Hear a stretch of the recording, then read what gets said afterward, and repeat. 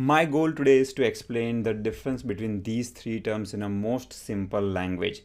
When you ask a question to ChatGPT, as a result, it will generate new text. It can also generate images, videos, and so on. So generative AI is nothing but an AI that can create new content, either text, image, or video, based on patterns learned from existing data.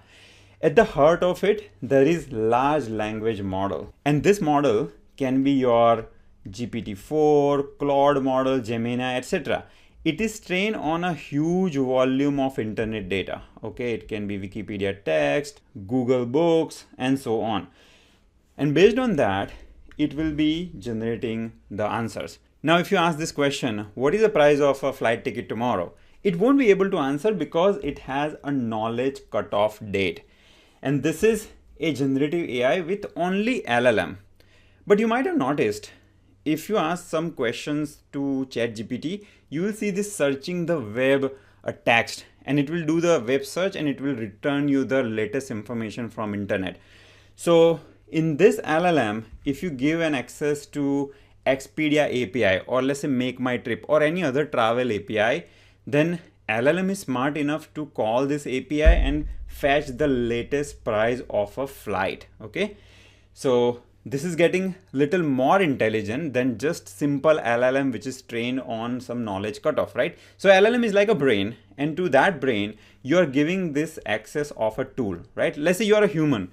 You have a brain, but I give you a hammer and a screwdriver, you will be able to do even more. So similarly, for LLM, these tools, then there is another thing called knowledge. These are like its hammers and screwdriver, which will help it do even more. You can also ask, book me a cheapest flight tomorrow from place A to B. And using Expedia API, it will first search different flights, then it will decide the cheapest one, and then it will book that flight. So here you are now performing actions. Previously you are asking questions, simple Q&A, but now it is actually taking action for you. This is an AI agent. It is a program that takes input, it will think, and it will act to complete a task. Okay, agent will complete task. It's not just simple Q&A chatbot. It will complete a task using tools, memory, and knowledge. And there is some kind of autonomy or independent decision making. So when we looked at previously, see, it decided which is the cheapest flight. So maybe it found, let's say, 5 flights, and it figured out, okay, this is the cheapest flight, and then it booked it. So it is taking independent decision. Okay, so it is autonomous, but at the same time, the example that we looked at is very narrow and specific. Okay, I'm asking, okay, from place A to B, book a flight tomorrow, cheapest flight. So it's a simple task. It's not that complex. It doesn't involve multiple like step reasoning, multi-step planning, and so on. But now let's say you ask even a more complex question, such as, I want to travel to New Delhi in May. It is 7-day trip. Weather should be sunny on all the days. Flight budget is less than $1,600. No layover.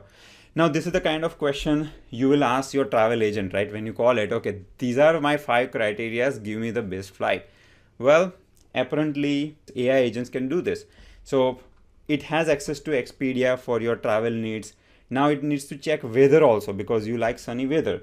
So what you can do is provide an access to some weather API, AccuWeather API, whatever API. And then it will first check the weather. Okay, so it will look at the month of May and find 7 consecutive days where the weather is sunny.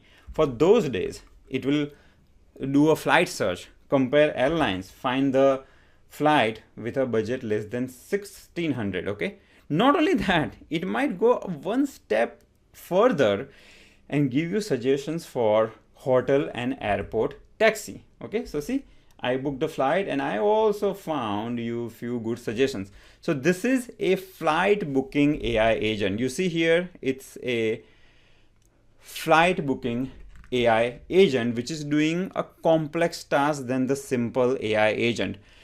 You can expand it further, because when you travel across countries, you might need visa. So maybe it can do even more complex things, such as it can call another AI agent, which is immigration AI agent.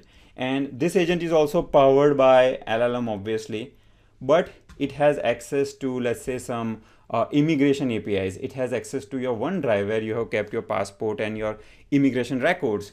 And now this immigration agent, right, this green box will check your visa eligibility, and it will say, hey, you know what, your visa has expired. So even before you book a ticket, you need to apply for a visa. So this is even a complex system where there is not just one agent, there are two agents, right? The first agent is flight booking, second one is immigration AI agent. So the system as a whole, if you think about the entire system, it is doing multi-step reasoning.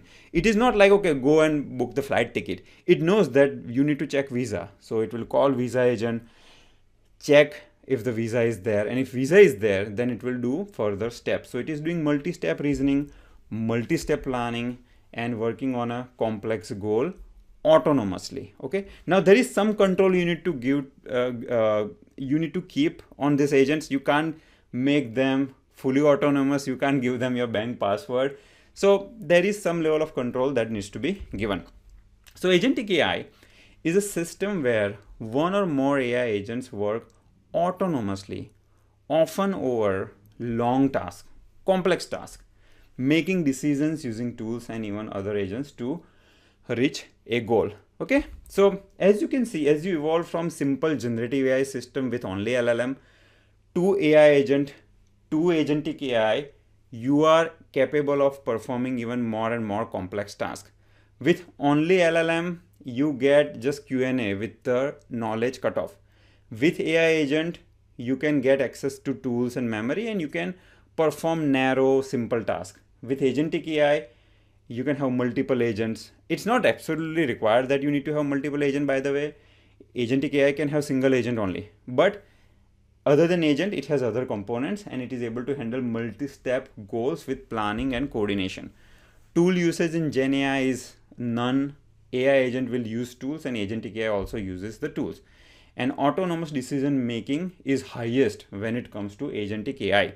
There are many tools available that you can use to build agentic AI system. One of the tools is N8N. So I am showing you the workflow diagram in N8N, and here LLM will be part of it. Okay, so if you look at any agentic AI system, it will have generative AI as a core component of it.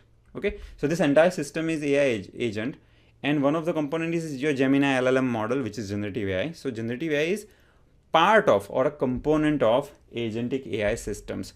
There are many frameworks available to build agentic AI systems, Agno, Crew, and so on. And by the way, whatever definitions we have discussed, don't take them like too rigidly. You know, some people are like, no, AI agent means this and agentic AI means this. My friend, who is a creator of Agno framework, defines these agentic system into 5 levels. Okay, so first level is agent with tools and instruction. Level 2 is agents with knowledge, and so on. So different people define it differently. As long as you understand this core fundamental, which is agents are able to do some kind of autonomous action for a narrow task. And when you move to agentic AI, your complexity increases, and usually there are more than one agent. So generative AI to AI agent to agentic AI, the complexity of the task that you can perform increases, and it becomes more and more sophisticated. Now folks, I have this LangGraph tutorial where I have explained how to build AI agents using this popular framework. So just watch it out. I have given examples of how do you build a chatbot with tools and memory, human in the loop, etc. If you want to build fully agentic AI systems, such as, let's say you want to onboard an employee who is joining the organization, then in our AI bootcamp, we have this complete project where you just say, okay, onboard this new employee. And what it will do is it will add the employee to HRMS system. It will send welcome email to employees. It will notify the manager and so on. So here we used Claude Desktop as a front end, and as a back end, we have built an MCP server. Okay, so that's part of our bootcamps project. I hope this particular video gave you some understanding on these three different concepts. If you have any questions, post in the comment box below. If you like this video, give it a thumbs up and share it with your friends.